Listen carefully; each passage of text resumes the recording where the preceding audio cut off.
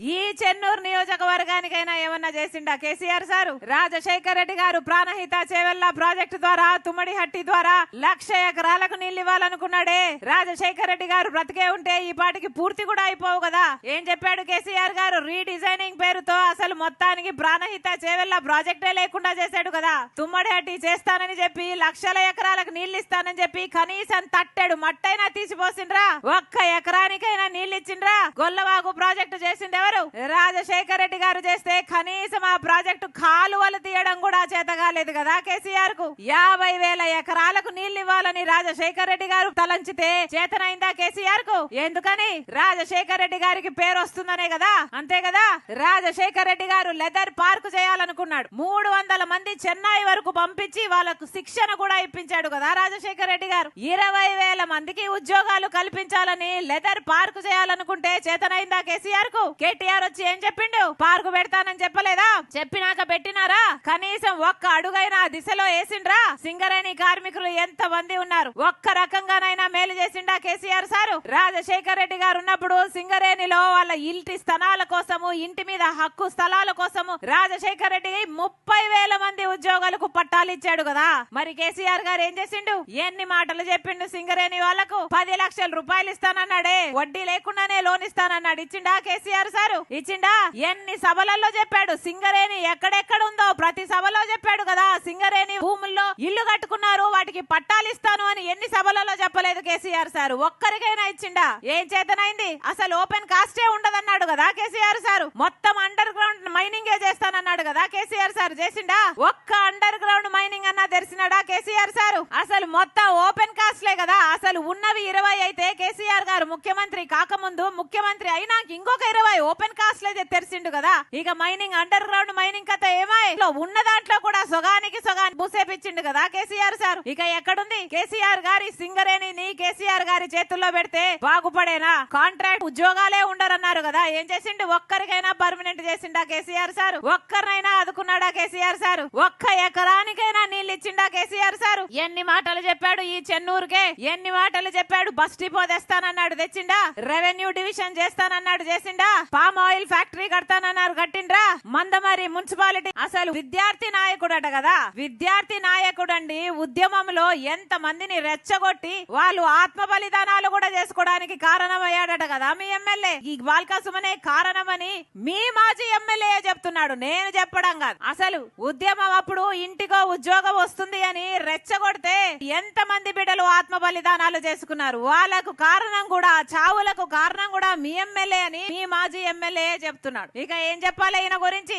అసలు ఒక్క రకంగానైనా ఉద్యమ నాయకుడిగా అయినా గాని, విద్యార్థి నాయకుడిగా అయినా గాని, అసలు నిరుద్యోగం మన రాష్ట్రంలో ఇంత పెద్దగా పెరిగిపోయిందే, ఇంత మందిని పట్టి పీడిస్తుందే అని ఒక్కసారైనా ఇంగితం ఉండి ఆలోచన చేశాడా ఈ బాల్కా సుమను? ఒక్కసారైనా నిరుద్యోగ సమస్య ఉంది అని నిరుద్యోగుల పక్షాన మాట్లాడిండా? విద్యార్థి నాయకుడై ఉండి ఎంత మంది నిరుద్యోగులు ఆత్మహత్యలు చేసుకుంటుంటే ఒక్కసారైనా మీరు ఆత్మహత్యలు చేసుకోకండి, నేను ప్రభుత్వంలో ఉన్నాను, మీ తరపున కొట్లాడతాను అని అన్నాడా ఈ బాల్కా సుమను? అసలు ఈ నియోజకవర్గంలోనే ఎంత మంది బిడ్డలు ఆత్మహత్యలు చేసుకున్నారు ఉద్యోగాలు రాక?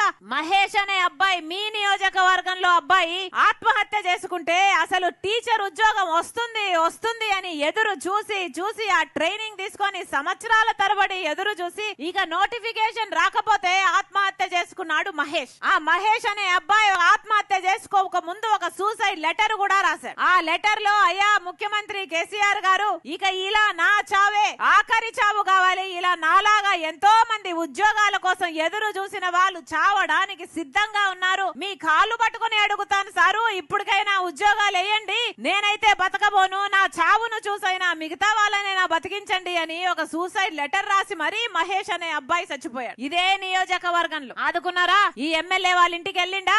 ఈ ఎమ్మెల్యే ఎప్పుడైనా పరామర్శించిండా? ఒక్కరింటికైనా వెళ్లి అమ్మా చెట్టంత కొడుకును కోల్పోయావే తల్లి అని ఒక్కరితో అయినా కూర్చున్నాడా? విద్యార్థి నాయకుడు కదా, ఒక్క రూపాయినా సాయం చేసిండా? మేము వైఎస్ఆర్ తెలంగాణ పార్టీ తరపున ఎంత మంది నిరుద్యోగులు చచ్చిపోతే ఎంత మంది ఇళ్లకు మేము కదా పోయింది. వాళ్ళతో కూర్చొని వాళ్ళను పరామర్శించి మాకు చేతనైనంత సాయము మేము చేసాము. అధికారంలో ఉండి ఉద్యోగాలు ఇవ్వగలిగి నోటిఫికేషన్లు ఇవ్వగలిగి ఒక్కసారైనా నోటిఫికేషన్లు ఇవ్వకపోగా ఆత్మహత్యలు చేసుకుంటే ఆత్మహత్యలు చేసుకున్న కుటుంబాలకైనా కనీసం ఒక్కసారైనా పలకరించి ఒక్క రూపాయినా సాయం చేసిండ్రా ఈ దిక్కుమాలిన కేసీఆర్ గారు? ఇక మీ ఎమ్మెల్యే ఎవరు? మీ ఎమ్మెల్యే బాల్క సుమన్ తొండ ముదిరి ఊసరవల్లి అయ్యిందట.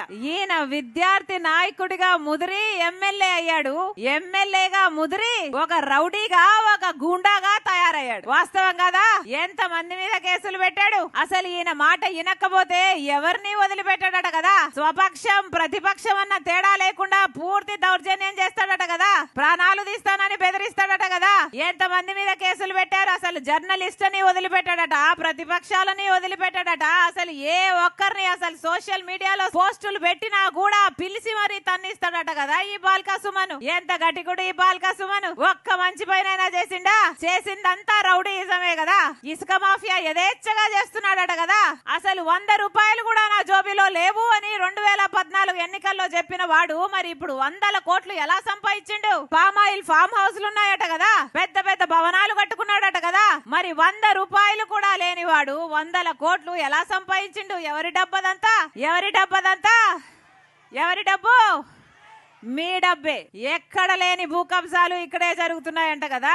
అసలు ఏ భూమిని వదిలిపెట్టారట. సింగరేణి భూమిని వదిలిపెట్టారట, ప్రభుత్వ భూమిని వదిలిపెట్టారట. ఇష్టం వచ్చిన దందా చేస్తారట, ఇష్టం వచ్చినట్లు సంపాదించుకుంటున్నారట కదా. అసలు అడిగే వాడే లేడట కదా మీ నియోజకవర్గంలో. అంత పెద్ద రౌడీ అట, అంత గట్టికుడట కదా. నేనే అడుగుతున్నా, నేను ఒక్కదాన్నే అడుగుతున్నా, నిజం చెప్పావు తల్లి.